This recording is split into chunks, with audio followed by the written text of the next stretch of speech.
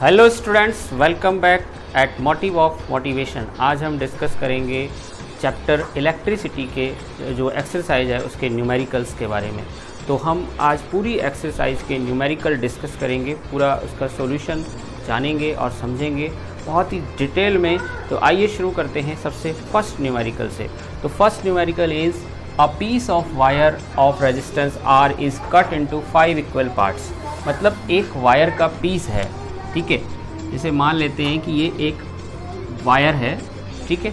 इसका resistance R है, इसको 5 बराबर पार्ट्स में काट दिया गया। इसके 5 टुकड़े कर दिए गए, 1 2 3 4 5, ठीक है। और 5 पार्ट में काटने के बाद इनको कनेक्ट कर दिया गया, इन पांचों टुकड़ों को कनेक्ट कर दिया गया पैरेलली।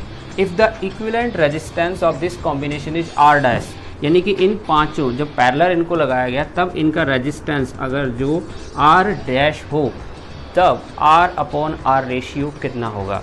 तो देखिए सबसे पहले हम क्या लिखते हैं, हम लिखेंगे यहाँ पर रेजिस्टेंस ऑफ वायर। हमारे पास है we have resistance of wire equal R, okay. अब जब इसके 5 टुकड़े कर दिए गए, एक R रेजिस्टेंस की वायर के जब 5 पीसेस कर दिए जाएंगे तब रेजिस्टेंस ऑफ ईच पीस, तब एक पीस का रेजिस्टेंस कितना होगा स्टूडेंट्स। तो resistance of each piece of wire, जो रेजिस्टेंस है वो होगा R अपॉन 5, ओके। अब इन 5 टुकड़ों को हम पैरेलली कनेक्ट करके इसका इक्विवेलेंट रेजिस्टेंस कैलकुलेट करते हैं। तो इनको जब हम पैरेलल कनेक्ट करेंगे, connected parallel, okay, then equivalent resistance 1 upon R dash equal 1 upon R1 plus 1 upon R2 plus 1 upon R3, इस तरह से हम लिखेंगे। तो मैं डायरेक्ट वैल्यू लिख देता हूँ। तो R1 की वैल्यू क्या होगी, R अपॉन 5, यानी हर पीस का रेजिस्टेंस कितना है, R अपॉन 5। तो पाँचों पीस का रेजिस्टेंस कितना होगा, R अपॉन 5। तो हम 1 upon R upon 5, 1 upon R upon 5, 1 upon R upon 5 plus 1 upon R upon 5 इस प्रकार से लिखेंगे। अब ये देखिए अपॉन के अपॉन जो 5 है ये ऊपर चला जाएगा और ये हो जाएगा 5 upon R, 5 upon R plus 5 upon R plus 5 upon R plus 5 upon R। अब हम R का LCM लेंगे, then we will get R, okay. जब हम R से R को डिवाइड देंगे 1 का 5 में मल्टीप्लाई करेंगे 5, तो सिमिलरली हम पाँचों बार 5 गेट करेंगे। अब 5 को जब आप 5 टाइम प्लस करोगे तो you will get 25 upon R and it is 1 upon R dash equal 25 upon R, but R dash equal R upon 25 इसका रेस्ट, ओके। लेकिन हमें क्या चाहिए, R अपॉन R डैश चाहिए। तो R upon R dash equal R की value क्या है, R अपॉन R डैश की वैल्यू क्या है, R अपॉन 25, ओके। लेकिन ये क्या हो जाएगा, 25 जो है ऊपर चला जाएगा, R into 25 upon R, then R से R कट जाएगा, then we will get R upon R dash equal 25। So our correct answer is 25. Now we move to, so second numerical is which of the following terms does not represent electrical power in a circuit। मतलब इनमें से कौन से term power को define नहीं करते हैं या पावर का फॉर्मूला नहीं हो सकते। सिंपल सी बात है। तो देखो हमें एक ही फार्मूला याद करना है बस पावर का, हमें सारे फार्मूले याद करने की ज़रूरत नहीं।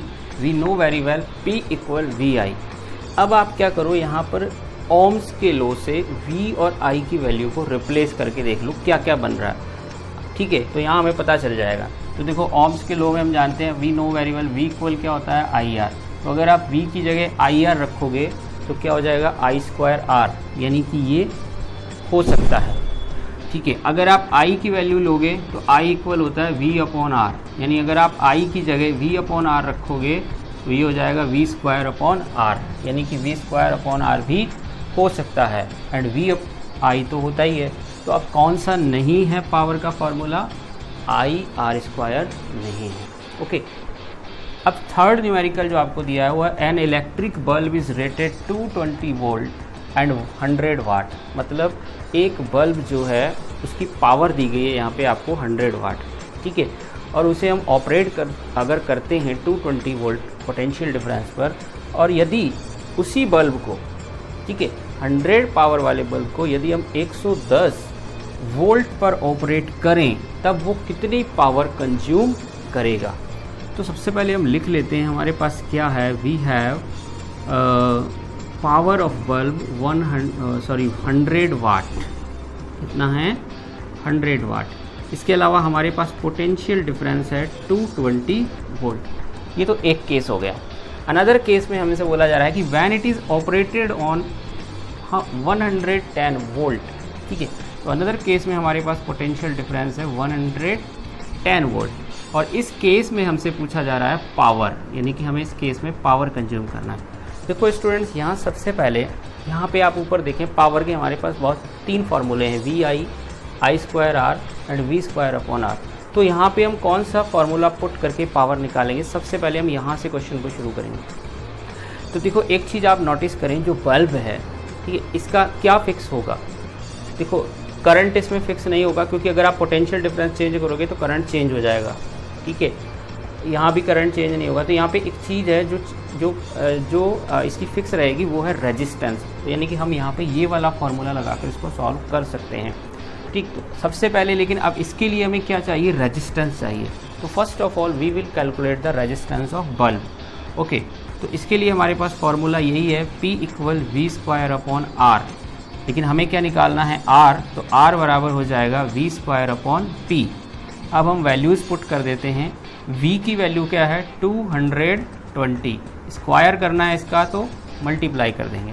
P की वैल्यू कितनी है 100, ये 0 से 0 काट देंगे तो हमें मिलेगा 484 ओम, यानी कि बल्ब का जो रेजिस्टेंस है वो 484 है, ठीक।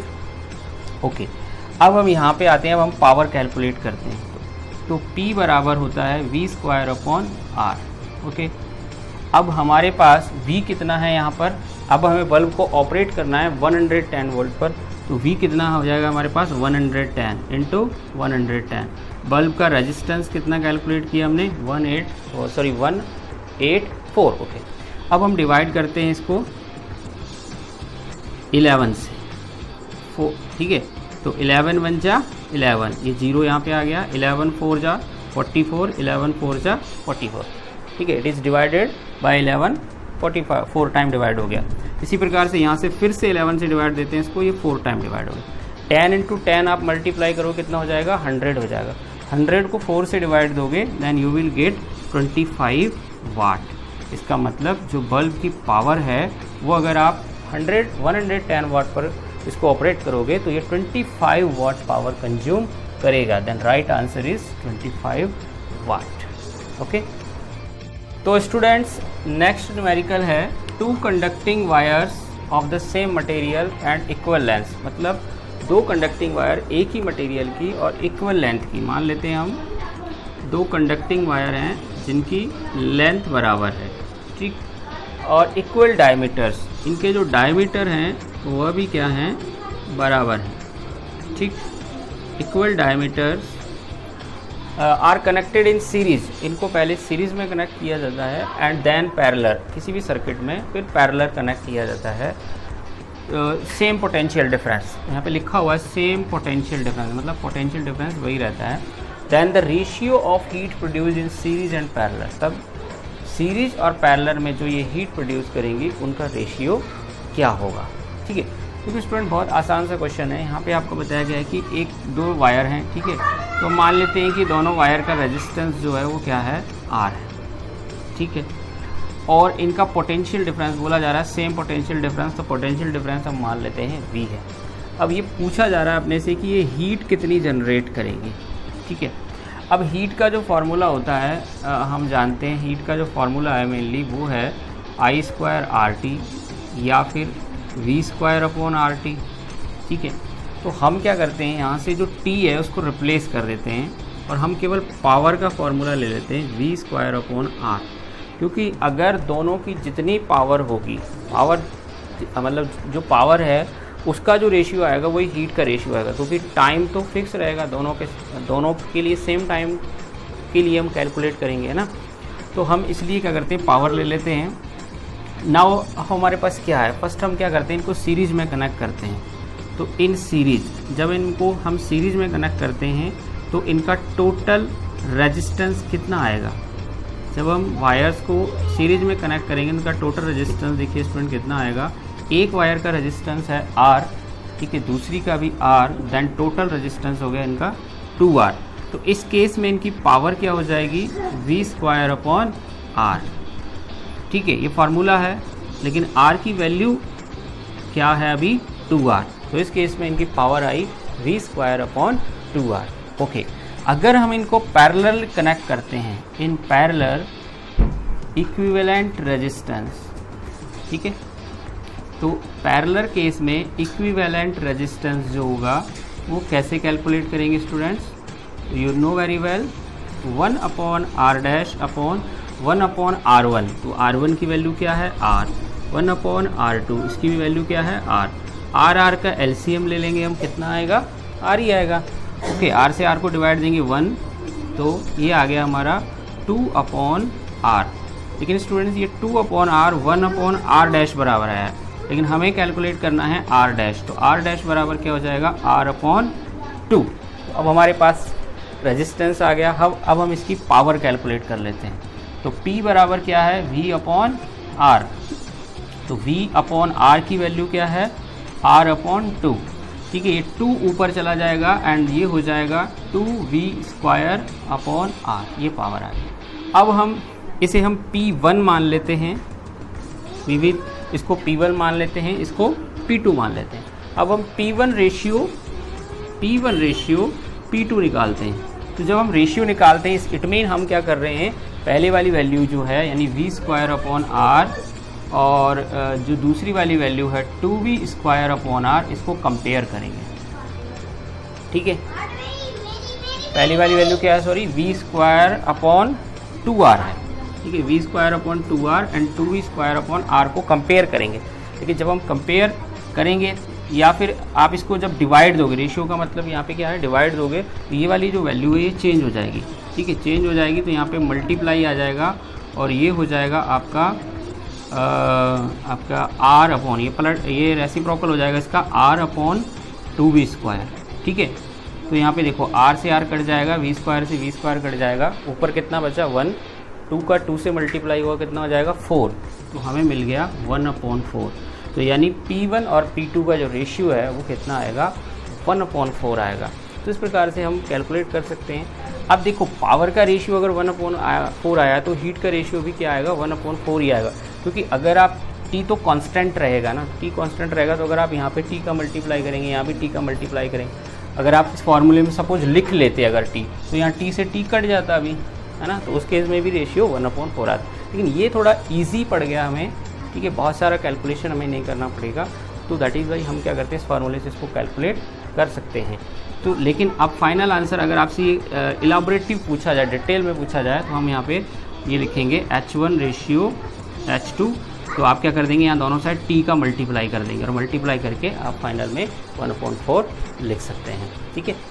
तो स्टूडेंट्स अब हम चलते हैं नेक्स्ट न्यूमेरिकल की ओर। A copper wire has diameter 0.5 mm, मतलब एक कॉपर की वायर है जिसका डायमीटर 0.5 mm है और रजिस्टिविटी जो है वो 1.6 × 10⁻⁸ है। तो हम लिखते चलते हैं एक चीज़ की हमारे पास क्या है। हमारे पास है D = 0.5 mm। First of all हम क्या करेंगे, इस मिलीमीटर में जो वैल्यू दी गई है इसको हम मीटर में चेंज करेंगे, क्योंकि न्यूमेरिकल में आप याद रखना इसके अंदर जितने भी आएंगे इसमें जो भी डिस्टेंस लेंगे या जो भी वैल्यू लेंगे वो आपको मीटर में लेना है हमेशा। तो फर्स्ट ऑफ ऑल हम इसको मीटर में चेंज कर लेंगे, ठीक है। तो देखिए मीटर में चेंज करेंगे तो हम क्या करेंगे, इसको 1000 से डिवाइड देंगे, क्योंकि एक मीटर में 1000 मिलीमीटर होते हैं। और यहाँ से पॉइंट को रिमूव करने के लिए हम यहाँ पे एक और ज़ीरो इंक्रीज कर देंगे, तो ये हो जाएगा 5 × 10⁻⁴ मीटर। अब ये जीरो को हमने यहाँ पे मल्टीप्लाई कर दिया, है ना, और चूँकि ये जीरो नीचे थी इसलिए जो पावर आएगी वो माइनस में आएगी, ठीक है। अब हम क्या करते हैं, एक और चीज़ करते हैं, यहाँ पर हम इसको d को r में कन्वर्ट कर लेते हैं ताकि हमारा कैलकुलेशन ईजी हो जाएगा, ठीक है। तो हम क्या करते हैं, r में चेंज करते हैं d को। तो हम जानते हैं r बराबर d/2 होता है। तो d की वैल्यू क्या है, 5 × 10⁻⁻4। इसको हम r से डिवाइड देंगे तो हम गेट करेंगे 2.5 × 10⁻⁻4 मीटर। ये हमारे पास r है। नेक्स्ट हमको क्या दिया गया है, रेजिस्टिविटी यानी कि रो दिया गया है 1.6 × 10⁻⁸ ओम मीटर। ओके, नेक्स्ट हमको दिया गया what will be the length, यानी हमसे पूछा जा रहा है कि लेंथ कितनी होगी। क्या करना है हमें लेंथ के साथ, कितनी, what will be the length of this wire to make its resistance 10 ohm, मतलब 10 ओम रेजिस्टेंस बनाने के लिए कितनी लंबी वायर लगेगी। यानी कि हमें R दिया गया है 10 ओम, ठीक है। पहले हम इतना पार्ट क्वेश्चन का सॉल्व करते हैं, फिर हम नेक्स्ट पार्ट की बात करेंगे। ओके, अब देखिए हम क्या करते हैं, इन सारी वैल्यूज़ को इस फार्मूले में रखते हैं। We have formula R = ρl/A। Okay, लेकिन हमें L निकालना है तो ये हो जाएगा RA/ρ। अब हम वैल्यूज़ रखते हैं, R की वैल्यू है 10, A मतलब πr², ρ की वैल्यू 1.6 × 10⁻⁸। 10 पाई की वैल्यू ले लेते हैं हम 3.14, R की वैल्यू है हमारे पास 2.5 × 10⁻⁻4, लेकिन इसका करना है हमें स्क्वायर। देखिए अब कैलकुलेशन कितना इजी हो जाएगा।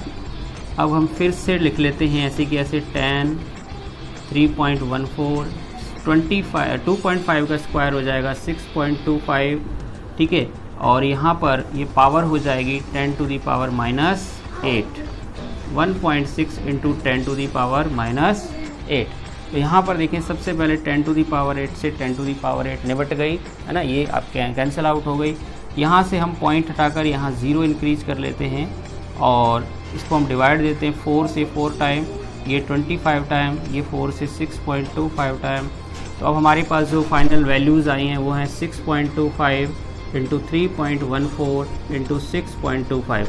इन सब का अगर आप मल्टीप्लाई करेंगे, अब मल्टीप्लाई आप खुद से कर लेना क्योंकि अभी हम मल्टीप्लाई करेंगे बहुत सारा समय वेस्ट जाएगा। तो मल्टीप्लाई करेंगे तो आपको 122.7 मीटर अप्रॉक्सीमेट मिलेगा। तो यानी कि 10 ओम रेजिस्टेंस बनाने के लिए हमें जो वायर चाहिए, रिक्वायर्ड वायर की लेंथ चाहिए वो 122.7 मीटर चाहिए। ओके स्टूडेंट, तो अब हम बढ़ते हैं इस क्वेश्चन के नेक्स्ट पार्ट की ओर, जो है how much does the resistance change if diameter is double. ठीक है, तो देखो जो रेजिस्टेंस होता है वो डायमीटर के इन्वर्सली प्रोपोर्शनल होता है। मतलब अगर आप डायमीटर को क्या करेंगे, डबल करेंगे तो रेजिस्टेंस 1/4 हो जाएगा। आप इसको ऐसे कैसे लिख सकते हैं, या फिर आप इस फार्मूले की मदद से कैलकुलेट कर सकते हैं। ये जो रेजिस्टेंस का फार्मूला दिया गया है इसमें आप कैसे कैलकुलेट कर सकते हैं। ठीक है, तो रो कांस्टेंट रखेंगे आप, एल कांस्टेंट रखेंगे, ए बराबर पाई आर स्क्वायर। ठीक है, तो आर की जगह आप क्या लिख लेंगे, rho L pi D upon 2। R को हम क्या लिख सकते हैं, डी अपॉन 2 लिख सकते हैं, डी अपॉन 2 का स्क्वायर। ठीक है, तो ये हो जाएगा rho L upon pi D upon 4, है ना। तो ये 4 जो है यहाँ पे चला जाएगा, तो ये हो जाएगा 4 rho L upon pi D square. ठीक है, एक केस में। लेकिन अगर हम डायमीटर को डबल कर देंगे तो डी की जगह अब क्या लिखेंगे, 2d लिखेंगे। तो मैं डायरेक्ट आपको बता रहा हूँ, रो एल अपॉन पाई अब क्या हो जाएगा 2d, है ना, 2d, और अपॉन डी को हमें r बनाना है तो क्या लिखेंगे 2d अपॉन 2 का होल स्क्वायर। ठीक है, तो ये 2 से 2 कट जाएगा आपका, तो क्या रह जाएगा, ओनली पाई डी स्क्वायर। तो अब आप जो है rho L upon pi D square और रो 4 रो एल को आपस में कंपेयर करोगे तो आपका जो आंसर आएगा वो आएगा 1/4 आएगा। ठीक है, तो इस प्रकार से जो रेजिस्टेंस है वो क्या हो जाएगा, आपका 1/4 हो जाएगा। तो ये आपका जो है आज की इस वीडियो में हम केवल 6 न्यूमेरिकल के बारे में बात की है। नेक्स्ट पार्ट में हम आगे के जो न्यूमेरिकल्स हैं उनको डिस्कस करेंगे। अगर आपने इस चैनल को सब्सक्राइब नहीं किया तो प्लीज़ सब्सक्राइब कर दें और बेल आइकन को दबाना ना भूलें ताकि आपको लेटेस्ट वीडियो का नोटिफिकेशन मिलता रहे। तो मिलते हैं नेक्स्ट वीडियो में। Thank you very much.